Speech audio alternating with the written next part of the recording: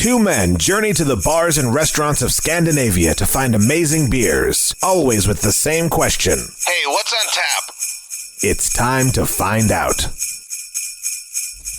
Day 15 of What's on Tap Advent Calendar, and Martin is like chomping at the bit to pick a beer. I want to pick a beer. It's been a long, hard work day, and he's just like, I gotta get my drink on.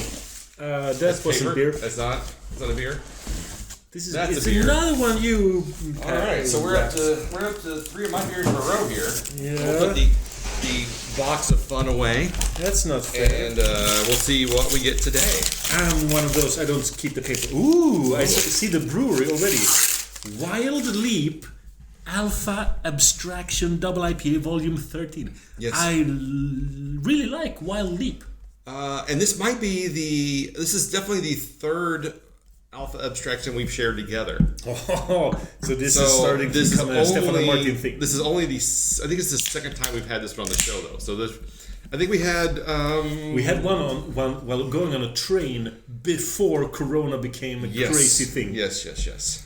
And so when I saw this one, I was like, oh, we've got to have this one on the show to review, since we reviewed, we've had other ones previous together. Yes. Looks good. I like that they have like a bison or something. It is a bison. I don't know why they did that for this. It is a 8% ABV beer. Comes in at... I took the can. 8%. Yeah, that's what I said. What I like is it's Alpha the 13th, and they've gone with a Friday the 13th style. Oh, I didn't get that. Yeah, and then the buffalo itself, or bison, in the image has a Friday the 13th homage in there as well. So they've really gone with this, and this says it's. I want them real thick and juicy, so find that juicy double. Sir Mix-a-Lot. That's the quote. And then it says, Alpha Abstraction Volume 13 is a juicy double dry hop IPA with Sabro hops. This is the 13th edition of the series with a varied hop profile in each volume. All right. But I gotta be honest, when smelling it, it's a little, there's a touch of laundry detergent. Like this very, it attacks your nose a little bit.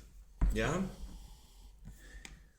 I think it will taste good. I'm sure it will. All right, cheers.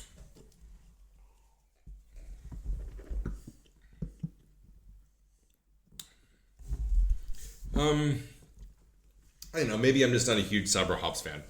But this is okay. It's okay. Yeah. Maybe it's soap. Could be. I think that might be the hops that they're putting in. Could give you that kind of, remind you of that. For me, it's just kind of it's just kind of sweet. Yeah. But nondescript. No, it's like this is a modern take on a New England IPA. It just kind of tastes. Yep, like that. Like someone has created a New England IPA, and they've just gone for the flavors of juicy double bubble kind of bubblegummy flavors, but not really in a certain descriptive manner that makes you go, "Ooh, this tastes like this or that." It's just double IPA. I agree. I'm a little bit disappointed. So is Friday the 13th? That's an 80s movie, right? Yeah, I think the first one came out in 80, 81, something like that. I must have seen it. I saw it in the 90s, for sure. Have you seen all of them? No. How many are there? I think there's 8. It goes to Manhattan. Jason X was in space, and then we had what? Okay. So it was Friday the 13th Part 7, I think, is Jason Goes to Manhattan. And I think 8 was Jason Goes to Hell. And then there's a big jump where Jason goes into space. I mean, I guess Jason X, so I guess Jason X would be Jason 10. So that would be Friday the 13th Part 10 is Jason Goes into Space. And then it's Freddy versus Jason. So I think there's 11, could be 12. And then there's the reboot that they did a couple of years ago. Which was a blending of 1, 2, and 3 into one movie. Wow. I might have seen 2 or 3. 2 or 3 of the movies. Like, I've probably seen number 1, and then maybe 3 or 4 or 5. Number 1 is Kevin Bacon in it. Yeah. But number 1 is a classic. Well, I mean, technically, most of your tropes for the Friday the 13th films come from 2 and 3.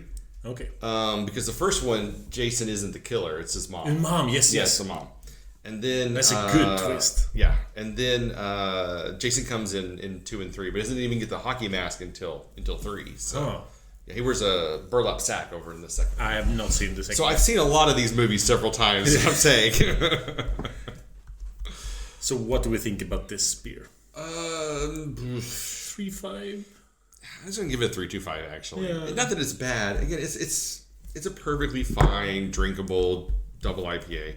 It's just so unremarkable and forgettable that you won't remember that you had it unless you're just really ticking that. I got to try all of the Alpha Abstraction, beers in the series. Yeah. And then you'll be glad that you had it, but you won't remember that you had it. No, I agree. So I'll stick to my 3.5, but meh. All right. So next time we'll get into the history of the A Nightmare on Elm Street series. Most likely. Yeah. Hey, did you sneak peek on my Nightmare on Elm Street beers that I wrapped? How'd you know? All right. We'll see. Talk to you tomorrow. See you tomorrow.